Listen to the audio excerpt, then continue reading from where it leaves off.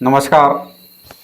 आप लोग देख रहे हैं फलित, और फलित के अंदर आज कुंडली मिलान भाग 1।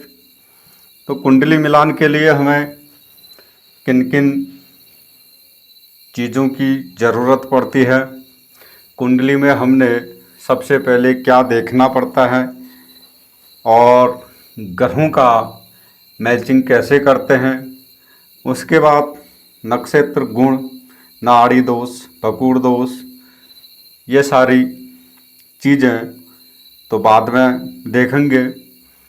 तो सबसे पहले जातक का मानसिक स्वास्थ्य यहाँ पर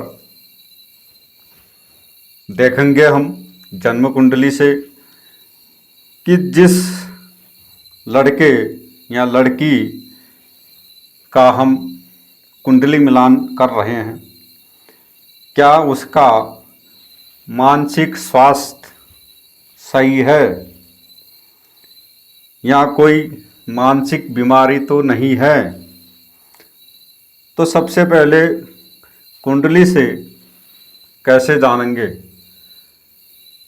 कहीं हमने और कुंडली मैचिंग कर दी ऐसे लड़के से या ऐसी लड़की से जो मानसिक प्रॉब्लम से गुजर रही हो, जिसकी दिमागी हालत अच्छी ना हो, जिसका संतुलन अच्छा ना हो और जिसके संस्कार अच्छे ना हों और जिसकी बुद्धि भ्रष्ट हो, क्या हम उस जातक से या उस लड़का या लड़की से शादी के लिए कुंडली मिलान करेंगे? नहीं। तो यहाँ पर कैसे समझें? तो इसके लिए सबसे पहले यहाँ पर लग्न, ये लग्न और इसका मालिक लग्नेश, इसको देखेंगे। लग्न,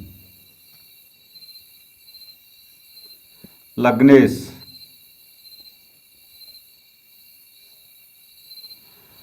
और दूसरा चंद्र, चंद्रेश, तीसरा बुध, चौथा पंचम भाव। चंद्रेश का मतलब होता है, जैसे मान लिया जाए 10 नंबर चंद्रमा यहाँ बैठ गया तो यह चंद्र लग्न तो यह है, लेकिन यह चंद्रेश यानी चंद्रमा का राशिपति शनि, तो ये चंद्रेश का मतलब ये शनि यानी चंद्रमा जिस राशि में बैठता है वही चंद्र का मालिक होता है। तो ये लिखा गया। तो इन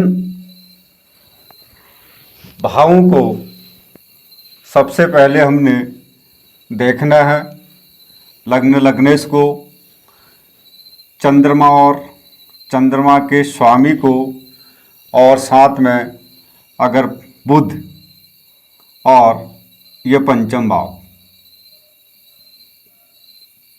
पंचम भाव 1 2 3 4 5, इनका हम विचार करेंगे। यह कितने कमज़ोर हैं, कितने बलवान हैं, कितने अशुभ प्रभाव में हैं या कितने शुभ प्रभाव में यहाँ पर कुंडली में है। जिस जातक के लग्न और लग्नेश पाप प्रभाव में हो, पंचम भाव पाप प्रभाव में हो, पंचमेश पाप प्रभाव में हो, बुध उसका पाप प्रभाव में हो, और चंद्र और चंद्र का स्वामी पाप प्रभाव में हो, तो ऐसे जातक के साथ जीवन बिताना नरक के समान यहाँ पर होता है। तो किसी भी प्रकार से उसके साथ जीवन नहीं बिताया जा सकता। तो उसके साथ कुंडली मैचिंग करना तो कोई फायदा नहीं। तो सबसे पहले देखते हैं इनका क्या है। अगर चंद्रमा पीड़ित होता है, चंद्रमा अगर पीड़ित होता है किसी जातक का, तो सबसे पहले उसके आयु पर प्रभाव डालता है। उसकी आयु क्षीण होती है, यानी कम होती है। और साथ में यहाँ पर दिमाग की हालत उसकी अच्छी नहीं होती, मन उसका अच्छा नहीं होता, मन भ्रमित रहता है उसका। और इस प्रकार के जातक जिनका चंद्रमा खराब हो, तो यह लोग व्यवहार कुशल भी नहीं होते। और साथ साथ में इनके मन में बहुत सारी उल्टी पुल्टी बातें चलती रहती हैं। अंदर जो दबी हुई बातें होती हैं वह जीने नहीं देती। बारंबार सोच के और उसको याद करके जातक परेशान रहता है और दूसरों को भी वहाँ पर परेशान करता है। तो यानी विस्फोट होना, दिमाग में विस्फोट होना, तो चंद्रमा के कारण यहाँ पर होता है। तो अब ऐसे लोगों के साथ अगर शादी की जाए तो यह लोग आपस में रह नहीं सकते, बहुत कठिनाई होती हैं एक दूसरे को समझने में। और जातक का संतुलन यहाँ पर बिगड़ जाता है। बहुत मार पीट, लड़ाई झगड़े तथा हत्या, आत्महत्या, परिवार में कलह कलेश इत्यादि का वातावरण बना रहता है, उनका होता है। तो सबसे पहले चंद्रमा को यहाँ पर देखना है कि वह किस भाव में गया है, किस राशि में बैठा है, कितने शुभ और अशुभ ग्रहों के प्रभाव में है।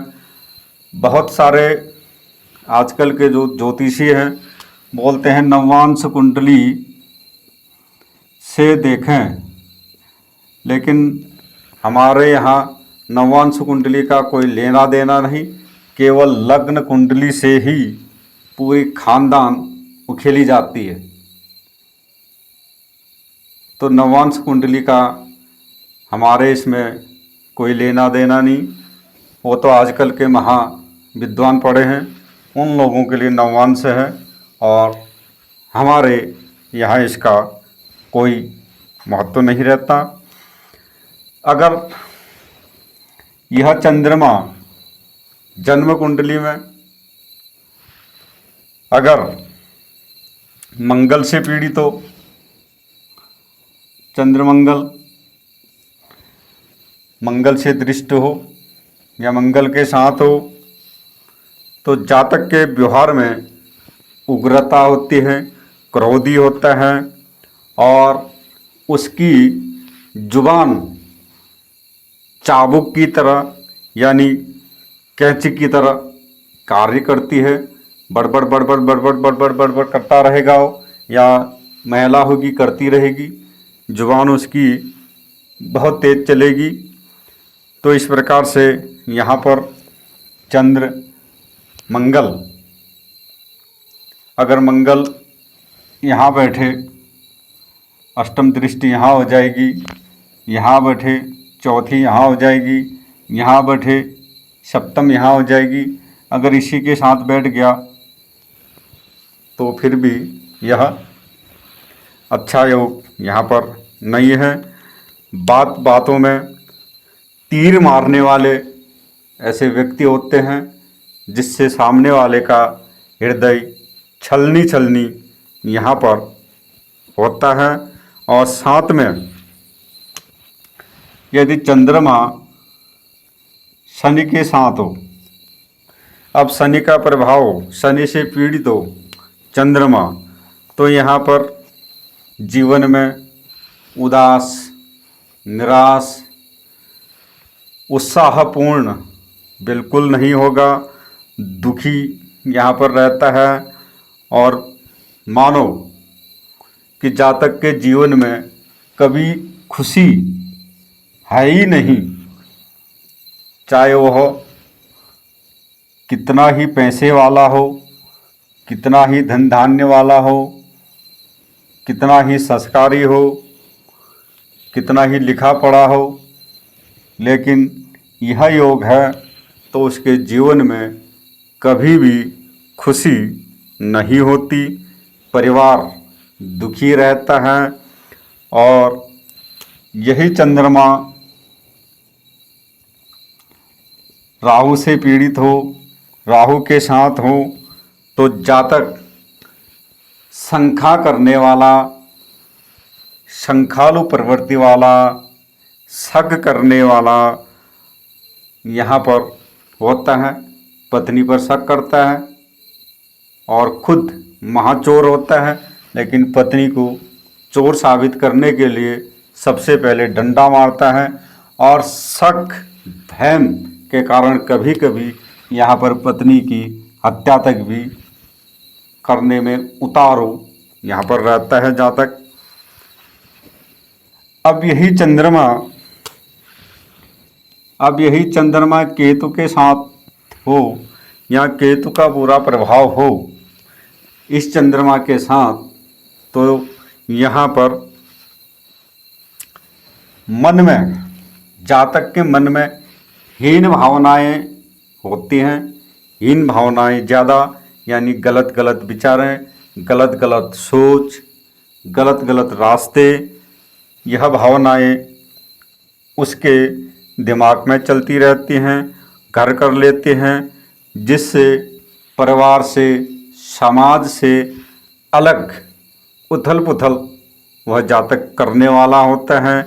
और साथ में किसी भी कार्य में उसका मन नहीं लगता और मन भटकता रहता है। ऐसे व्यक्ति कहीं न कहीं अंत समय में आत्महत्या इत्यादि भी कर लेते हैं।